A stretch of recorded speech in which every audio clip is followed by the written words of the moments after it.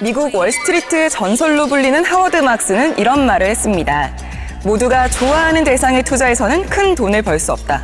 모두가 저평가하는 대상에 투자해야만 큰 돈을 벌 수 있다.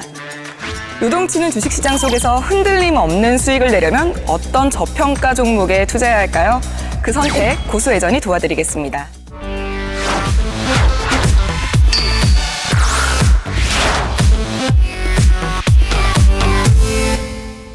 군더더기 없이 주식 투자의 핵심만 쏙쏙 뽑아 살려드리는 주식 프로그램 고수회전.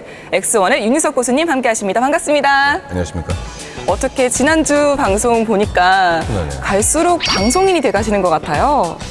아니, 아직 멀었습니다. 방송이 처음이다 보니까 잘 적응을 못하고 있습니다. 오늘은 컨디션 좋으시죠? 근데 오늘 좋습니다. 지난주에도 컨디션이 굉장히 좋다고 하셨는데 네. 오늘은 어떨지 한번 기대해 보겠습니다. 네. 지난 시간 복습부터 조금 해볼게요. 지난 시간에 말씀하셨던 것들 중에 자체 모터를 단 기업을 찾아야 된다고 말씀을 하셨잖아요. 예. 그리고 또 다른 게 어떤 게 있었죠? 일단 먼저 실적이 꾸준히 증가하는 기업에 주목을 해야 되는데 그 꾸준히 증가한 실적이 자기 스스로의 능력에 의해서 증가한 것이냐 아니면은 누구의 도움에 의해서 실적이 좋아졌는지 이것을 구분할 줄 알아야 돼요. 그래서 자체 성장 동력을 보유한 기업에 일단 주목을 해야 되고 네.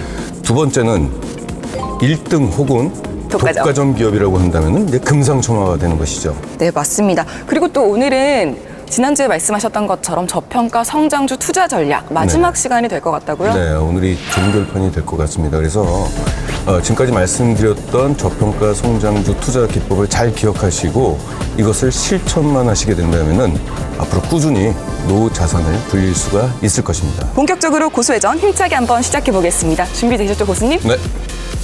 네, 저평가 성장주의 마지막 핵심 투자 전략은 과연 무엇일지 고수의 투자 백미. 고백 타임. 리얼 타이밍 왔는데요, 오늘은. 네. 여기가 누군지, 나는 누군지 지금. 안정적인 노후 자금 증식을 위한 저평가 성장주 투자 전략. 윤희석 고수의 투자 백미. 그 첫 번째는 무엇인가요? 시가총액이 높은 기업과 낮은 기업 중에서 어떤 기업이 좋을까요? 퀴즈 내시면서 저를 시험에 들게 하실 때 고수님이 제일 좋아하시는 것 같아요. 이거 너무 쉬운 거 아니에요? 높을수록 좋은 거 아니에요? 보통 일반적으로 시가총액이 높은 기업은 이제 규모가 큰 기업이고 이제 네. 대기업이겠죠. 네. 그런데 말입니다. 왜 대한민국의 가장 크게 성공한 슈퍼 개미들은 모두 시가총액이 낮은 기업에 투자했을까요? 시가총액이 낮은 기업일수록 투자의 기회가 더 큽니다. 높은 기업이 좋은 게 아니고요? 네, 그렇지 않습니다. 두 가지 이유가 있어요.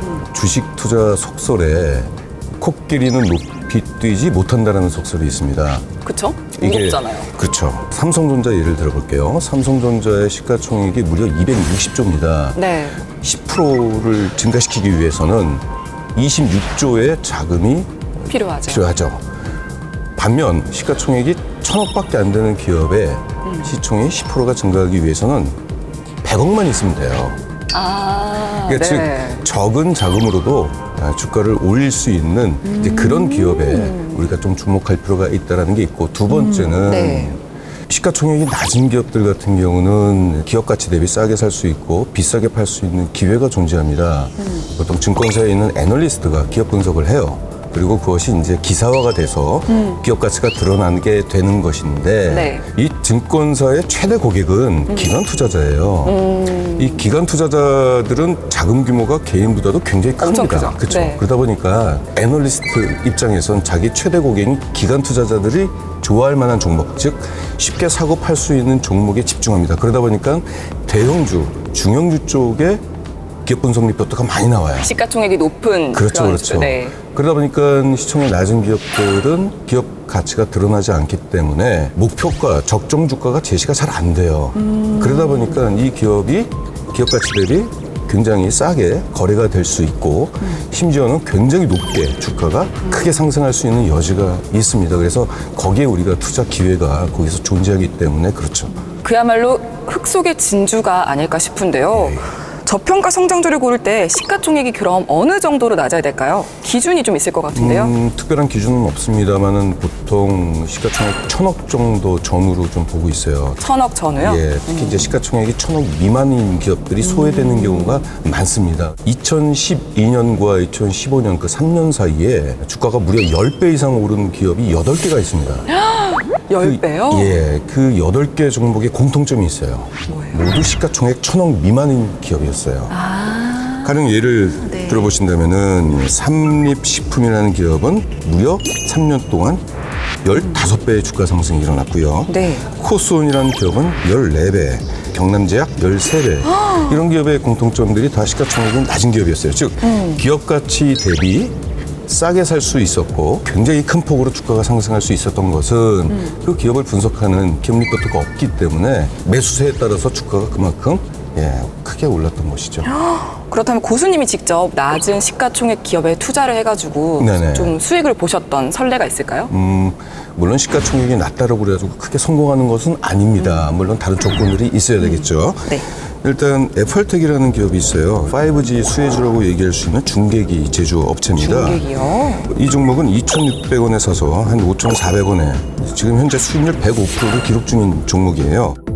저희가 이제 매수 당시 시가총액이 300억도 안 됐어요. 이거는 시가총액 300억이 안 되면 굉장히 작은 기업이죠.